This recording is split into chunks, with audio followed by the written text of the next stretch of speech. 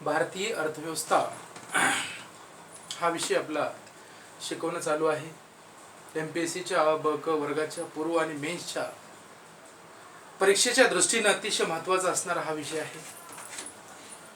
जेवढा अवघड वाटतो तेवढा सोपा विषय आहे. समजणं सर्वात महत्त्वाचं आहे. जर जेवढा लवकर विषय समजेल, बेसिक संकल्पना समजतील, तेवढ्याच लवकर या सर्व बाबी तुम्हाला या ठिकाणी समजणार आहेत. तर आतापर्यंत आपण मूलभूत संकल्पना, दुसरं प्रकरण अतिशय महत्त्वाचं राष्ट्रीय उत्पन्नाचे मोजमाप, तर तिसरं प्रकरण दारिद्र्य आणि दारिद्र्य समित्या वगैरे व्यवस्थित बारकाईने सर्व काही अगदी जमेल तेवढं संदर्भ पुस्तके ही उच्च दर्जाची वापरून मी तुम्हाला आतापर्यंत तो घटक त्या ठिकाणी शिकवलेला आहे. तर आज मी तुमच्या समोर चौथं प्रकरण घेऊन आलो, बेरोजगारी व बेकारी. मग बेरोजगारी म्हणजे काय, बेकारी म्हणजे काय, याची व्याख्या सांगायची काही गरज नाही.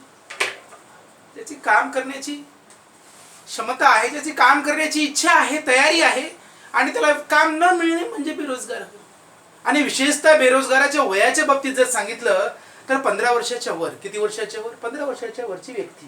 आता 15च्या खाली का नाही, आपण अगोदर आपल्याला माहिती आहे सर्वांना, सर्व आपण MPSCचे स्पर्धक आहोत. 14 वर्ष म्हणजे तो बाल कामगार झाला आणि 15 वर्षापासून तो काय कामगार झाला किंवा रोजगार झाला. त्याला रोजगार पाहिजे पण त्याला रोजगार मिळाला झाला म्हणून त्याला आपण बेरोजगारी किंवा बेकारी हे प्रकरण थोडक्यात पाहणार आहोत. या प्रकरणावर जास्त करून प्रश्न आयोगाने आतापर्यंत विचारलेले नाहीत. थोडेफार मेन्सला कधी पूर्वला एखादा प्रश्न या ठिकाणी आलेला आहे. जास्तीत जास्त प्रश्न या प्रकरणावर आलेले नाहीत. तरी पण सुद्धा सिरियल नंबर नाही प्रकरण पाहणं अतिशय महत्त्वाचं आहे. यानंतर आपल्याला इथून पुढचे प्रकरण फार महत्त्वाचे प्रकरण बघायचे आहेत. महत्त्वाचे कन्सेप्ट, महत्त्वाच्या संकल्पना त्या प्रकरणातल्या आपल्याला समजून घ्यायचे आहेत.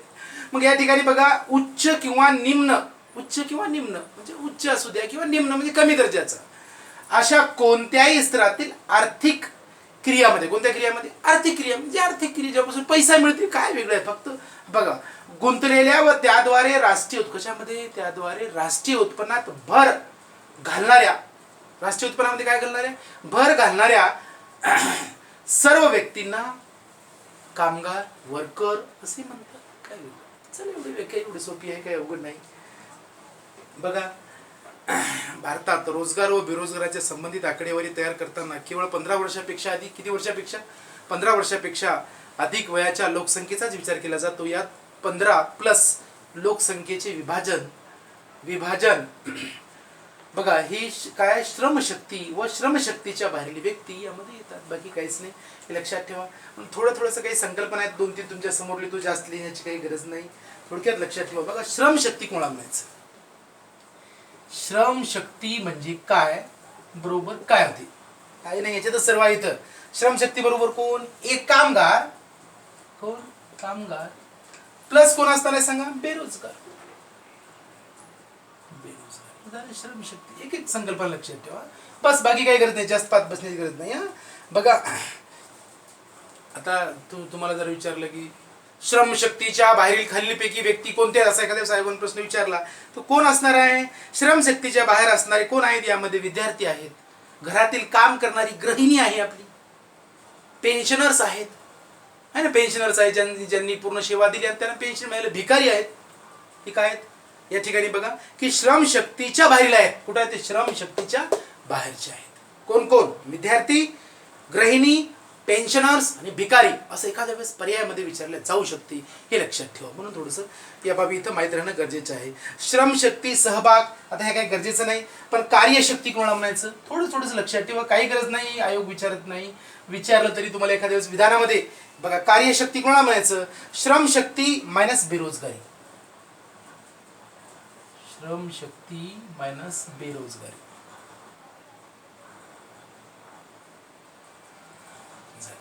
3 नंबर पहा.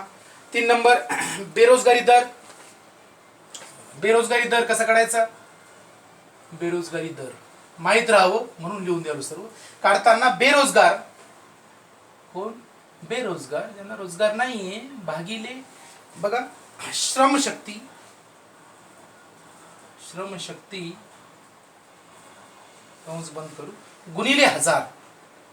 गुणिले किती? 1000. आता खाली लिहायला तुम्ही व्यवस्थित लिहून काढा, हे लक्षात ठेवा. मग आता बेरोजगारीचं प्रमाण काढायचं आहे. तेच बस झालं, एवढंच सूत्र आहे. 3 माहिती झाली तुमच्या समोर, खूप झाली, बाकी काही गरज नाही. या बाबी थोडक्यात या ठिकाणी तुम्ही इथं लक्षात ठेवा. हा भाग पहा, अगदी सोप्या पद्धतीमध्ये हा घटक तुम्हाला या ठिकाणी अभ्यासायचा आहे. सहज या बाबी या ठिकाणी तुम्हाला समजल्या पाहिजे, हे थोडक्यात लक्षात ठेवा.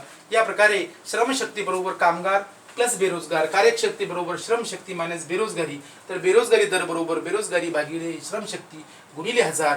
आणि लक्षात ठेवा बेरोजगारी मोजत असताना हजाराच्या मागे मोडली जाते. त्याचं जर प्रमाण जर विचारलं काय असते, दर हजारी प्रमाण असते, हे थोडक्यात लक्षात ठेवा. म्हणून या बाबी इथं गौण आहेत, तेवढ्या काही महत्वाच्या नाहीत, तरी पण सुद्धा तुम्हाला माहिती असतो म्हणून मी हा घटक या ठिकाणी लिहून दिलेला आहे. हा भाग पहा. आता यानंतर आपल्याला बेरोजगारीचे प्रकार बघायचे. तुमच्या समोर मी बोर्डवर लिहिले आहेत बेरोजगारीचे प्रकार. मग बेरोजगारीचे प्रकार पाहत असताना रोजगार नसलेल्या परंतु रोजगार मिळावा अशी इच्छा असलेल्या, रोजगार नाहीये परंतु त्यांची इच्छा आहे की त्यांना काय मिळायला पाहिजे, रोजगार मिळाला पाहिजे अशी इच्छा असलेल्या बेरोजगार अशी इच्छा असलेल्या व्यक्तीला बेरोजगार म्हणता येईल. काय म्हणता येईल, काय बेरोजगारीची व्याख्या पाठ करू नका, हे कन्सेप्ट समजून घ्या, काहीच नाही. एखाद्या बेरोजगार त्याला काम मिळावं अशी त्याची इच्छा आहे, त्याला बेरोजगार अशी म्हणतात. मग या बघा बेरोजगारीचे प्रकार किती आहेत तुमच्या समोर मी 11 प्रकार लिहिले. काही जण ग्रामीण बेरोजगारी, काही जण शहरी बेरोजगारी असे प्रकार करत आहेत. काहीही फरक नाही, सर्व एकच आहे, हे लक्षात ठेवायचे. तुम्हाला सहज सांगायचं जमते कोणते शहरी बेरोजगारीचा कोणता शहरी बेरोजगारीचा प्रकार आहे, तर कोणता ग्रामीण बेरोजगारीचा प्रकार आहे, हे मी तुम्हाला या ठिकाणी कन्सेप्ट क्लिअर करायचं. म्हणून काही असं प्रकार नाही. आणि आता हे जे प्रकार आहेत ना, हे प्रकार एवढे सोपे आहेत तुम्हाला लक्षात ठेवण्यासाठी, काहीच असे अवघड नाहीत प्रकार, सहज लक्षात राहतात. मग प्रकार कसे लक्षात ठेवायचे, सोपं नावावरून इथल्या इथंच संकल्पना क्लिअर होणार आहे. आता खुली बेरोजगारी पहिला प्रकार बघा. खुली बेरोजगारी म्हणजे काय, काम करण्याची इच्छा आहे व क्षमता आहे, इच्छा तर आहेच आहे की नाही. एखादा आजारी व्यक्ती आहे, त्याची इच्छा आहे काम करण्याची, पण त्याची क्षमता आहे का, नाही. पण इथं कोण, काम करण्याची इच्छा आहे, त्याची क्षमता आहे ना, असूनही नियमित उत्पन्न देणारा रोजगार, नियमित काय उत्पन्न देणारा रोजगार प्राप्त होत नसेल तर त्याला खुली बेरोजगारी अशी म्हणतात. ग्रामीण भागातून कोणीकडे आलेले जास्त रोजगार, शहरी भागाकडे आलेले रोजगार, याचं महत्वाचं आहे लक्षात ठेवा. किती रोजगार आले होते आपण आता सध्या कोरोनामध्ये पाहिले, उत्तर प्रदेशचे, मध्य प्रदेशचे, बिहारचे, राजस्थानचे आहे ना, महाराष्ट्रामध्ये आपल्या, या सर्व बाबी आपण यांना खुली बेरोजगारी म्हणायचं. कोणती बेरोजगारी, खुली बेरोजगारी येते की आपल्याकडे कामाला आलेली आहेत. आता ज्या त्याच्या राज्याकडे गेली आहे ना, त्या संबंधित राज्यांची आता ती जबाबदारी काय पार करतील पुढचा विषय येतो. म्हणून खुली बेरोजगारी या प्रकारची जास्त असं लक्षात ठेवण्यासारखं काही नाही, सोपं. पहिला प्रकार खुली बेरोजगारी फार सोपी. यातले महत्वाचे कोणता प्रकार आहे ते मी तुम्हाला या ठिकाणी व्यवस्थितरित्या सांगणार आहे. तो प्रकार व्यवस्थितरित्या अभ्यासा, व्यवस्थितरित्या समजा.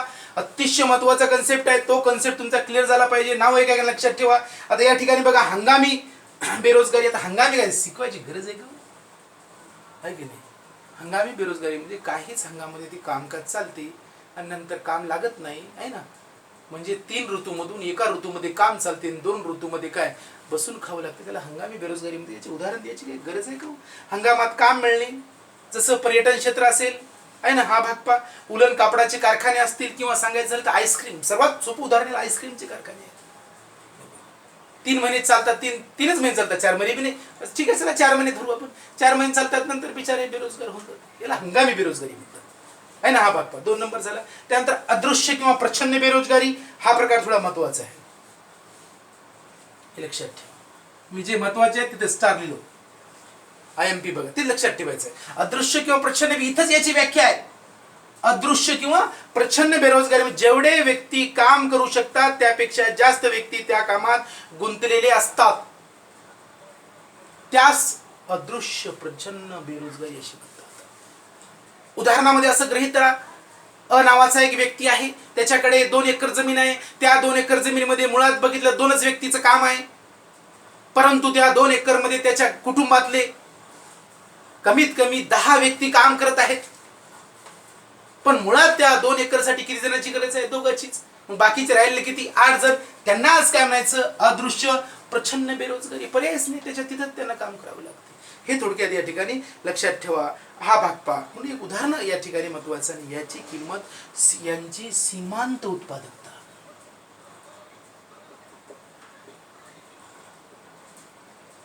शून्य असते,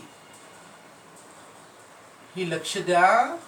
याच्यावर प्रश्न आयोगाने विचारण्याची शक्यता बी असू शकते. सीमांत उत्पादकता 0 किंवा नाममात्र असते, 0 असते किंवा नाममात्र बी असते. नाम मात्र असते असा बेरोजगारीचा खालीलपैकी योग्य पर्याय ओळखा. खालीलपैकी असा बेरोजगारीचा योग्य प्रकार ओळखा. पर्याय नाही, काय ओळखा? प्रकार ओळखा. असं तुम्हाला प्रश्न येऊ शकतो. मग सीमांत म्हणलं की सर लक्षात ठेवायचं कोण? अदृश्य किंवा प्रच्छन्न व्यक्ती. ज्या ठिकाणी 2 एकर जमीन आहे त्या 2 एकर मध्ये दोघाच व्यक्तीचं काम आहे, पण तिथं 10 जण गुंतलेले आहेत. मग 8 जण हे काय आहेत? अदृश्य आहेत, प्रच्छन्न, त्यांची गरजच नाही. हा बाप्पा, त्यांचं उत्पादकता कशी असते? शून्य असते किंवा नाममात्र असते. प्रश्नच नाही ना. त्यांना 10 जणांना त्यामध्ये गुंतवून राहावं लागते. हे थोडक्यात लक्षात ठेवा. हा बाप्पा या ठिकाणचं लक्षात ठेवा. इथं झाले किती प्रकार? आपले 3 प्रकार संपले. म्हणून अदृश्य आणि प्रच्छन्न हे परीक्षेमध्ये येऊ शकतो. जे येतात त्याचीच मी जास्त चर्चा करायला, बाकी ज्याची चर्चा करण्याची गरज नाही. आणि इथं ज्याच्या व्याख्या आहेत असं काही गरज नाही वेगळं पाठ करत बसून कायला. झालं, आज प्रकरण संपून झाले तुमचं बेरोजगारी व बेकारी. काहीच नाही. प्रकार झाले की कोण बेरोजगारी मोजते आहे ना. NSSO कितवी फेरी? तेच 2011-12ची 68वी फेरी. एवढंच बघायचं आहे. किती प्रकारात मोजते? 3 प्रकारात मोजते. कोणते 3 प्रकार? तेवढं सांगून दिले, झाले, प्रकरण संपलं. क्लोज करून टाकायचं. काहीच वेगळं नाही. बेरोजगारी आणि बेकारीवर एखादा प्रश्न आला तर येतो. आला तर बरं. फार कमी बायोने प्रश्न यावर आतापर्यंत विचारलेले आहेत. परंतु आता इथून पुढचे अतिशय महत्वाची प्रकरणं तुमच्या समोर येणार. ते सर्व प्रकरण आपल्याला व्यवस्थितरित्या या ठिकाणी अभ्यासायचे आहेत. अभ्यासणं गरजेचं आहे. हे लक्षात ठेवा. तरच तुम्हाला पुढचे मार्क्स आउट ऑफ पडतात. बिलकुल इथं आउट ऑफ 1-2 मार्क्स सोडून द्या. पण कमीत कमी असं म्हणू आपण 12 ते 15 जे प्रश्न येतात अर्थव्यवस्थेचे, यावर तुम्ही निश्चितपैकी चांगला जर अभ्यास केला, चांगला जर 15 प्रकरणाच्या ऐवजी जर 18 प्रकरण जर चांगले केलात तर निश्चितपैकी 18 पैकी तुम्ही 12 जरी चांगले केलात तरी निश्चितपैकी तुम्ही या ठिकाणी 9 ते 10 प्रश्न बरोबर सोडवू शकता. 9 ते 10 प्रश्न सोडवणं म्हणजे साधी गोष्ट नाही. 90% अभ्यास आहे तुमचा. आयोग होय, आयोगाचे असे 2-3 प्रश्न असतात ते उत्तर आयोगालाच माहीत असतात, आपले कोणालाच माहीत नसतात कोणत्या क्लासमध्ये. हे लक्षात ठेवा. म्हणून आयोगाच्या बाबतीमध्ये आपण थोडंसं व्यवस्थित अभ्यास करा. बारकाने मी सर्व नोट्स अगदी बारकाने तुम्हाला आतापर्यंत शिकवलेली आहेत. भरपूर क्लिप होणार आहेत. काही काळजी करायची नाही. सर्व लिहून काढा. हा भाग पहा. माझ्या त्या चॅनलवर, यूट्यूब चॅनलवर व्यवस्थितरित्या क्लिप मी अपलोड केलेले आहेत. सिरियल नंबर नाहीत. आता अगोदर मी नाव दिले नव्हते, पण आता नाव द्यायला जमायलं. दारिद्र्य असं व्यवस्थितरित्या नाव दिलं. दारिद्र्य समिती असं व्यवस्थित जास्त नाव द्यालो.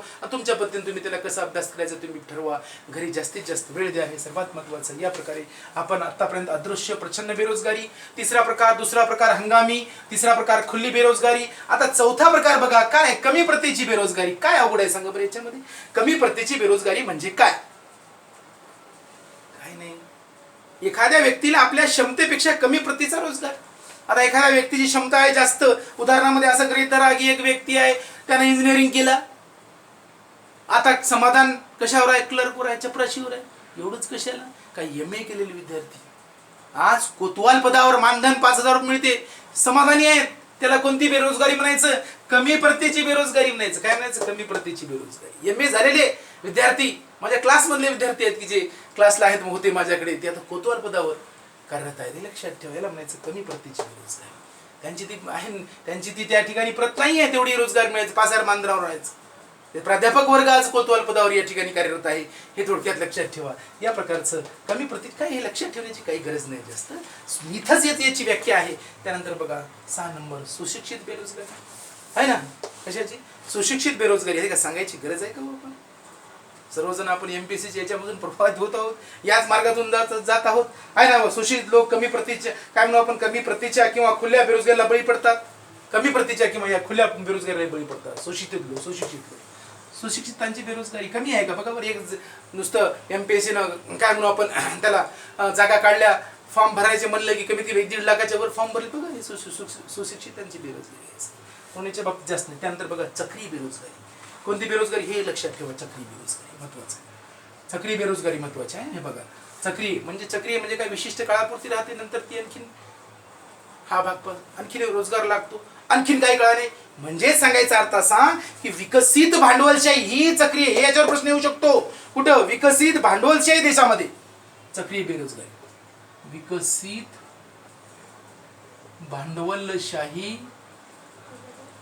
भांडवलशाही देशामध्ये ही बेरोजगारी जास्त भासते. सांगायचा अर्थ असा की तेजी आणि मंदीची परिस्थिती सर्वात जास्त कुठं होते? विकसित राष्ट्रामध्ये होते. ज्या ठिकाणची अर्थव्यवस्था विकसित आहे त्या ठिकाणी तेजी मंदी होते. मग तेजी आली की रोजगार निर्माण होतो आणि मंदी आली की काय? बेरोजगारी होऊन जाते. हे महत्वाचं. म्हणून चक्री बेरोजगारी याला काय म्हणायचं? चक्र असते. याप्रमाणे ते चालते. हे थोडक्यात लक्षात ठेवा. या प्रकारचा हा भाग आहे. सोपा भाग. विकसित भांडवलशाही यामध्ये यावरती प्रश्न येऊ शकतो. जसं इथे सीमांत आहे ना, तसे ते सीमांतच्या बाबतीत, उत्पादकतेच्या बाबतीत कोण आहे अदृश्य, तसं विकसितच्या बाबतीत कोण आहे सक्रिय बेरोजगारी, हे लक्षात ठेवा. या प्रकारचा हा भाग आहे. आता दोन प्रकार आपल्यासाठी फारच महत्त्वाचे आहेत, एक घर्षणात्मक आणि दुसरं संरचनात्मक बेरोजगारी. हे यावर प्रश्न आयोगाने वारंवार विचारलेले आहेत, यावरच प्रश्न आयोगाने विचारले तर हे तुम्हाला समजणं. इथंच याची व्याख्या आहे. घर्षणात्मक, घर्षण काय होणे त्याचं. घर्षणात्मक म्हणजे घर्षण होणे, जेव्हा कामगार अधिक चांगल्या, बघा इथे घर्षणात आहे, जेव्हा कामगार अधिक चांगल्या रोजगाराच्या प्रतीक्षेत ऐच्छिकरित्या बेरोजगार असतो. नावाचा एक व्यक्ती आहे, तो समजा असं गृहीत धरा की इंजिनियर आहे, त्याला इंजिनियर म्हणूनच पदावर जायचं आहे, कुठं इंजिनियर म्हणूनच पदावर जायचं आहे, त्यावेळेस तो बाकीचे इतर कोणतेही छोट्या पदावर जात नाही, छोट्या नोकरीवर जात नाही, तर तो कुठं जातो, तर तो इंजिनियरच, मला इंजिनिअरिंग करायची आहे, मला इंजिनिअरिंग करायची आहे, मला इंजिनियरच व्हायचं आहे, इंजिनियर झालेला आहे तो, त्याची इंजिनिअरिंग झालेली आहे, पण मला इंजिनिअरिंग पदावर जायचं आहे म्हणून तो बेरोजगार राहतो, कामाला जात नाही, दुसऱ्या ठिकाणी जात नाही. त्याला म्हणायचं घर्षणात्मक. घर्षण व्हायला त्याचं काय व्हायला सांगा, घर्षण व्हायला. हे लक्षात ठेवा.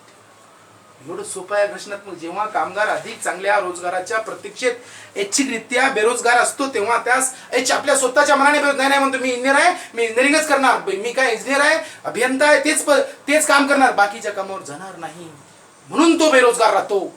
त्याला म्हणायचं घर्षणात्मक बेरोजगारी. एवढं सोपं आहे. हे थोडक्यात या ठिकाणी लक्षात ठेवा. म्हणून घर्षणात्मक बेरोजगारी प्रश्नपत्रिकेत इथंच आहे. घर्षण व्हायला त्याचं घर्षण जे पाहिजे त्याच पदावर तो जाणार आहे, लक्षात ठेवा. त्यानंतर किंवा एखादा MA झालेला असेल, सेटनेट झालेला असेल, एखादा प्राध्यापक, त्याचं म्हणणं आहे की मी प्राध्यापक असून बिलकुल मी क्लर्क पदावर जाणार नाही, म्हणून तो जेवढ्या वेळापर्यंत बेकार राहील त्याला म्हणायचं घर्षणात्मक बेरोजगारी, लक्षात ठेवा. 8वा प्रकार आहे अतिशय महत्वाचा या ठिकाणी संरचनात्मक बेरोजगारी. कोणती बेरोजगारी, संरचनात्मक बेरोजगारी. हे महत्वाचं आहे अर्थव्यवस्थेत. संरचनात्मक कशामुळे, संरचनात्मक बेरोजगारी संरचनात्मक बदलामुळे. संरचनात्मक बेरोजगारी संरचनात्मक बदलामुळे, बदल झाल्यामुळे कामगाराची कौशल्य आणि कामासाठी आवश्यक कौशल्य यामध्ये असंतुलन निर्माण झाल्याने, कौशल्य आणि कामासाठी आवश्यक कौशल्य यामध्ये संतुलन नाही काय, असंतुलन निर्माण झाल्याने झालेल्या बेरोजगारीला संरचनात्मक बेरोजगारी असे म्हणतात. लक्षात ठेवा. विकसनशील देशामध्ये होणाऱ्या बेरोजगारीला, कुठल्या विकसनशील देशामध्ये होणाऱ्या बेरोजगारीला संरचनात्मक बेरोजगारी असे म्हणतात. इथं विकसनशील,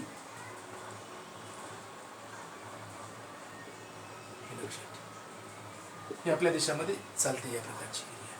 म्हणून घर्षणात्मक आणि संरचनात्मक महत्वाचं आहे. जर तुम्हाला विचारलं कोणी की नैसर्गिक बेरोजगारी म्हणजे काय, संरचनात्मक बेरोजगारी आणि घर्षणात्मक बेरोजगारी या दोघांनाही मिळून जी बेरोजगारी तयार होते त्याला नैसर्गिक बेरोजगारी म्हणतात. कोणती बेरोजगारी म्हणतात, नैसर्गिक बेरोजगारी म्हणतात. या दोघांमुळे घर्षणात्मक आणि संरचनात्मक मुळे जी बेरोजगारी तयार होते त्याला म्हणायचं काय, नैसर्गिक बेरोजगारी असे म्हणतात. हे थोडक्यात या ठिकाणी लक्षात ठेवा. यापर्यंत आतापर्यंत आपण हे किती प्रकार पाहिले पहा, 8 प्रकार या ठिकाणी झालेले आहेत. फक्त 3 प्रकार राहिले. किती सोपे येतात. तांत्रिक बेरोजगारी काय सांगावं, उत्पादन प्रक्रियेत सुधारित तंत्रज्ञान आलं, JCP आल्या, खोदकामाचं काम कमी झालं, तेच खड्डे खोदायला लागले, मजुराच्या काम गेलं, त्या ठिकाणी ते बेरोजगार राहिले बिचारे. हा भाग आहे ना. हा म्हणजेच जुनी कौशल्य, कोणती कौशल्य, जुनी कौशल्य हे या ठिकाणी लक्षात ठेवा असलेल्या कामगारांना इथं काम मिळत नाही आहे ना. म्हणून याला तांत्रिक बेरोजगारी. किती सोपं आहे. तर दीर्घकालिक बेरोजगारी थोडीशी याची व्याख्या लक्षात ठेवा. 1 वर्षापेक्षा अधिक, 1 वर्षापेक्षा अधिक काम न मिळणे. 1 वर्षापासून तो व्यक्ती फिरत आहे, त्याला 1 वर्षापेक्षा जास्त वर्ष झाली, 13 महिने झाले, 14 महिने झाले, 18 महिने झाले, 20 महिने झाले, त्याला कामच मिळणं झालं, त्याला म्हणायचं दीर्घकालिक किंवा जुनाट बेरोजगारी. हे लक्षात ठेवा. या प्रकारे हे 9 नंबर 10 नंबरचा प्रकार आणि प्रासंगिक बेरोजगारी ही महत्वाची आहे. हे एक थोडंसं लक्षात ठेवा. इथंच आहे. प्रासंगिक म्हणजे काय, काही वेळेपुरतं, काही 2 महिने 3 महिने. उदाहरणात सांगायचं झालं तर पुणेसारख्या ठिकाणी, मुंबईसारख्या ठिकाणी आहे ना, मोठ्या शहराच्या ठिकाणी ज्या कंपन्या असतात त्या कंपन्या त्या ठिकाणी काय करतात पहा, कामगारांना बऱ्याच क्षेत्रात, काही क्षेत्रामध्ये बरं, सर्व क्षेत्रात नाही, कामगारांना बऱ्याच क्षेत्रात करारावर घेतले जातात, करार करतात. करारावर घेतात आणि करार संपल्यानंतर पुढील काम मिळेपर्यंत अशा कामगारांना प्रासंगिक बेरोजगारी अशी म्हणतात. सांगतात की हो तुम्ही 3च महिने राहा, पुण्याला कंपनीत गेले ना, मग ती कंपनी सांगते की तुमचं काम संपलं, दुसरी कंपनी बघा. ज्यावेळेस ते बेरोजगार होतील 3 महिन्यानंतर त्यांना म्हणायचं प्रासंगिक. त्याची येतच व्याख्या प्रासंगिक काय कळत, मग नंतर बेरोजगार झाले. हे लक्षात ठेवा.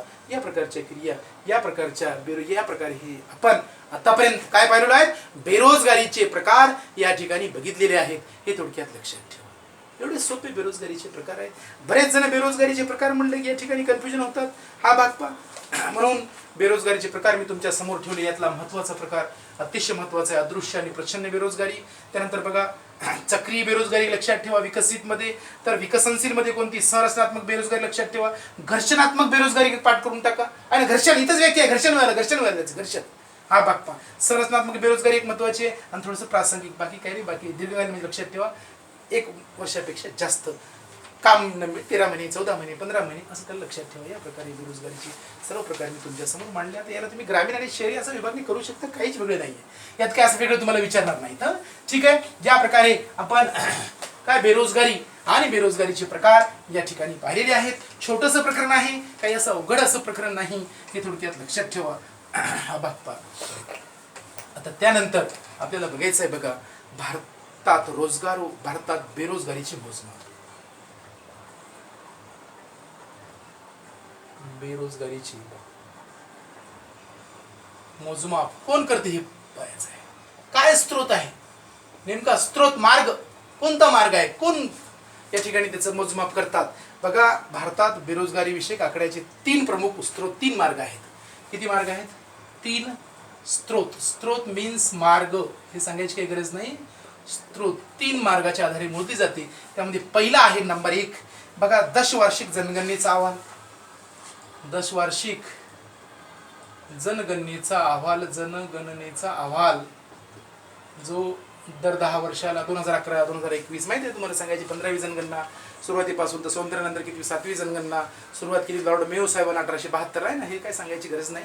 हा बघा सर्व बाबी तुम्हाला या ठिकाणी माहित आहे. दशवार्षिक जनगणनेचा अहवाल हा एक स्रोत आहे. याच्या आधारे बी बेरोजगारी मोजली जाते. दशवार्षिक जनगणनेच्या आधारे बेरोजगारी मोजली जाते. हा जो अहवाल आहे. त्यानंतर बघा त्यानंतर NSSO अहवाल.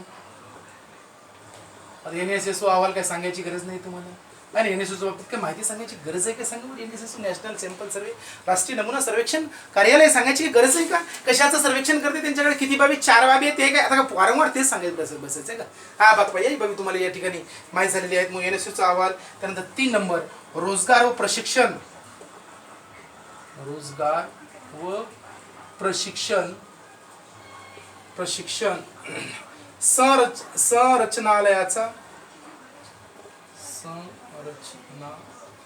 संरचनालयाकडील नोंदणी. बघा 3 जण बेरोजगारीची काय मोजणी करण्याचे मार्ग आहेत, स्रोत आहेत. पण यापैकी हा दशवार्षिक काही तेवढं महत्त्वाचं नाही. यापैकी हा सुद्धा तेवढा काही महत्त्वाचा नाही. यापैकी सर्वात महत्त्वाचा आहे NSSOचा अहवाल. कुणाचा अहवाल महत्त्वाचा आहे? NSSOचा. म्हणून NSSO कशा प्रकारे बेरोजगारी मोजते बघा हे या ठिकाणी महत्त्वाचं आहे. म्हणून आपल्याला या ठिकाणी बघायचं आहे. पुढचा पॉईंट यापैकी लिहिते चालते. NSSOचा अहवाल. NSSOचा अहवाल बघा राष्ट्रीय नमुना सर्वेक्षण ऑफिस कार्यालय 1970 ला झालं. लक्षात ठेवा या ठिकाणी NSSO ने 27व्या सर्वेक्षणानुसार कितवं सर्वेक्षण 27वे सर्वेक्षण कधी झालं तर 1973 आणि 74 ला झालं. हे बघा 27वे सर्वेक्षण. यात सर्वात पहिल्यांदा बेरोजगारीचं मोजमाप केलं. पहिल्यांदा विचारतात तेव्हा प्रश्न येऊ शकतो. NSSO ने बेरोजगारीचे सर्वप्रथम कधी मापन केले. NSSO ने बरं कधी मापन केले तर 1973-74 ला. कितवी फेरी 27वे सर्वेक्षण यानुसार मोजमाप केलं. हे लक्षात ठेवा. आतापर्यंत 9 सर्वेक्षणे पूर्ण केले असून सध्या 9वे सर्वेक्षण. सध्या कितवं सर्वेक्षण सांगा. सध्या 9वे सर्वेक्षण कधीच असेल. सध्या 9वे सर्वेक्षण किती 2011-12 68वी फेरी. कितवी फेरी 68वी फेरी. यानुसार यांचा कालावधी आहे. NSSO सध्या रोजगार व बेरोजगारीचे आकडे जमा करण्यासाठी 3 प्रमुख पद्धती वापरते. किती प्रमुख पद्धती वापरते NSSO? 3 प्रमुख पद्धती वापरते. कधी एखाद्या वेळेस या पद्धती विचारल्या जातील, काय सांगायचं मत नाही म्हणून थोडंसं लिहून द्यालो, याची काही गरज बी नाही, पण माहीत राहू द्या. NSSO 3 प्रमुख पद्धती वापरते. सध्या NSSO किती फेरी? 68वी. 68 तारीख तुम्हाला माहीतच झाली. तर बघा किती फेरी आहे आता ही? सध्या 90 सर्वेक्षण आहे 90, पण फेरी किती आहे? 68वी. आपण दारिद्र्यामध्ये बघितलं ना, हा भाग दारिद्र्यामध्ये पाहिजे 68वी फेरी. तुम्हाला पाठीमागे सांगितलं मी 67वी 66वी. आता ते इसवी सन सांगायचं जमते, पाठीमागे जायला जमते, याही बाबी. पण सर्वात पहिल्यांदा दारिद्र्याचं मोजमाप NSSO राष्ट्रीय नमुना सर्वेक्षण कार्यालयानं कधी केलं? 1973 आणि 1974 मध्ये. कधी केलं तर कितवी त्यावेळेस फेरी होती NSSO ची? तर ती 27वी फेरी होती. याच NSSO ची स्थापना कधी झाली हे काय तुम्हाला सांगायची गरज नाही, हे लक्षात ठेवा. पाठीमाग आपण संपूर्ण या बाबी या ठिकाणी पाहिलेल्या आहेत. या NSSO NSS होता फक्त, नंतर 1970 ला झाला. याही बाबी या ठिकाणी थोडक्यात तुम्ही इथं लक्षात ठेवा. याही बाबी इथं अतिशय महत्त्वाच्या आहेत. मग NSS ची स्थापना सुद्धा मी तुम्हाला लिहून दिली 1950 ला झाली. याही बाबी इथले अतिशय महत्त्वाचे आहेत, थोडक्यात लक्षात ठेवा. ठीक आहे. या प्रकारे 3 प्रमुख पद्धती आपण NSSच्या पाहू आणि बस इथं आपली हे प्रकरण संपत्ती. आणि फिलिप्स वक्ररेषा काय आहे थोडक्यात सांगून देतो. कधी कधी विचारले जाते की कोणती वक्ररेषा, फिलिप वक्ररेषा कशाशी संबंधित आहे? दारिद्र्याशी बेरोजगारीशी संबंधित आहे, असं त्या ठिकाणी तुम्हाला विचारलं जाऊ शकते. बघा मग 3 प्रमुख पद्धतीचा वापर या ठिकाणी आपल्याला करायचा आहे. मग त्या 3 प्रमुख पद्धती कोणत्या आहेत ते तुमच्या समोर आहे. खूप सोपा भाग आहे हा भाग पहा. मग आता 3 प्रमुख पद्धती पाहत असताना पहिली पद्धत आहे नंबर 1 UPSS. इंग्रजीत कधी कधी फुल फॉर्म विचारेल, माहीत राहावं आपल्याला. युज्युअल युज्युअल प्रिन्सिपल PRINCIPAL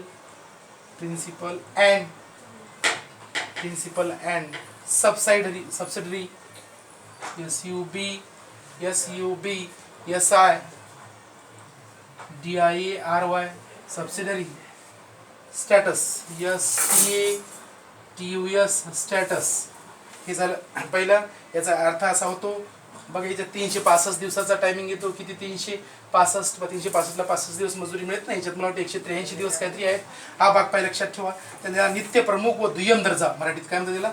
नित्य प्रमुख व दुय्यम दर्जा हे लक्षात ठेवा. बाकी काय नाही, सोपा भाग आहे, काय अवघड नाही. 2 नंबर बघा. 2 नंबर या ठिकाणी बघा CWS. काय CWS? हे बघा CWS म्हणजे current weekly status. CURRENT current weekly status. Status बघा या ठिकाणी. चालू साप्ताहिक दर्जा काय म्हणायचे याला आपण? चालू साप्ताहिक दर्जा हे या ठिकाणी म्हणायचं. झाला 3 नंबर शेवटचं संपलं. आता या ठिकाणी बघा ह्याच्यात 7 दिवस आलं ना. वीक म्हणजे काय? 7 दिवसाचा भाग. 3 नंबर CDS म्हणजे काय? तेच आहे, current daily status. CURRENT current daily status. STATUS. एवढाच भाग या ठिकाणी लक्षात ठेवा. हा भाग तुम्हाला इथं लक्षात राहिला पाहिजे. CDS CWS. परत बघा आता शेवटचं सांगतो तुम्हाला थोडक्यात 2 मिनिटांमध्ये. आणि इथं आपलं काय बेरोजगारी प्रकरण संपत्ती. फिलिप्स वक्ररेषा काय आहे? फिलिप्स वक्ररेषा काय आहे? मग कोणा म्हणायचं फिलिप वक्ररेषा काय आहे? विल्यम फिलिप्सने फिलिप्स वक्ररेषा, कोणी? विल्यम फिलिप्सने फिलिप्स वक्ररेषा मांडली. जसा जसा महागाई, लक्षात ठेवा हे महत्वाचं आहे, जसा जसा महागाईचा दर वाढत जातो, कशाचा? महागाईचा दर वाढत जातो, बेरोजगारी कमी होत जाते. महागाईचा दर वाढला की बेरोजगारी कमी होत जाते. तसाच महागाईचा दर कमी होत असल्यास, तसाच महागाईचा दर काय कमी होत असल्यास बेरोजगारीचा दर वाढत जातो. हे लक्षात ठेवा. या प्रकारचा हा भाग कोणी सांगितला? ही कोणाची वक्ररेषा आहे? फिलिप्स सरांची, विल्यम फिलिप्स सरांची वक्ररेषा आहे. हे थोडक्यात या ठिकाणी लक्षात ठेवा. या प्रकारे आपण आतापर्यंत बेरोजगारी व बेकारी संबंधित बेरोजगारीचे प्रकार, बेरोजगारीची व्याख्या, महत्वाचे प्रकार आणि कोणी बेरोजगारीचं मोजमाप करते, या सर्व बाबी या ठिकाणी आपण इथं पाहिलेल्या आहेत. आता हे विकली म्हणजे काय, साप्ताहिक आहे, हे सांगायची काही गरज नाही. डेली म्हणजे काय, दररोजचे आहे ना, हा भाग पहा. म्हणजे 365 मध्ये 183 दिवस, किती दिवस काम मिळालं तरी चालते, 183 दिवस. हे थोडक्यात लक्षात ठेवा. हा भाग पहा. या प्रकारे आपण चौथं प्रकरण हे या ठिकाणी अगदी सोप्या भाषेमध्ये संपवलेलं आहे. हे थोडक्यात इथं लक्षात ठेवा. सोप्या पद्धतीने अभ्यास करा, व्यवस्थितरित्या घरी अभ्यासा. हा भाग पहा, व्यवस्थितरित्या घरी अभ्यास करा. आतापर्यंतचे काही प्रकरण थोडेसे मोठे होते, जसं राष्ट्रीय उत्पन्नाचं मोजमाप मोठं होतं, पण दारिद्र्य अगदी छोटं प्रकरण, तसंच बेरोजगारी अगदी छोटं प्रकरण आहे. आता पुढचे त्यापैकी काही प्रकरण असे 4-5 आहेत जे थोडे मोठे आहेत आणि ते बारकाईने अभ्यासात लागतात. आणि काही प्रकरण आता आर्थिक वृद्धी, आर्थिक विकास, मानव विकास, शाश्वत विकास हे छोटे आहेत. यातला फक्त महत्वाचा कन्सेप्ट शाश्वत विकास आहे. पाठीमागं मी तुम्हाला सांगितलेलं आहे बघा. यातला कोण महत्वाचा आहे, शाश्वत विकास महत्वाचा आहे. या ठिकाणी हा भाग पहा. म्हणजे तुम्हाला इथं हा भाग इथं माहीत झाला पाहिजे. आता पुढचे काही सार्वजनिक वित्त असेल, कर रचना असेल, आहे ना, हे घटक फार महत्वाचे आहेत. आता पुढे मला वाटते आपण सार्वजनिक वित्त आणि कर रचनाला सुरुवात करू. महत्वाचे आहेत ते. काय 2 प्रकरण परस्पर पूरक आहेत ते पाहू, किंवा नाहीतर असं करू आपण, आंतरराष्ट्रीय व्यापार आणि व्यापार तोल व व्यवहार तोल हे या ठिकाणी आपण पाहणार आहोत. ठीक आहे. जे असतील ते प्रकरण आपण आता उद्याला सुरुवातीला हे लक्षात ठेवू. या प्रकारे आपली आता इथपर्यंत 4 प्रकरणं संपली. आता महत्वाचे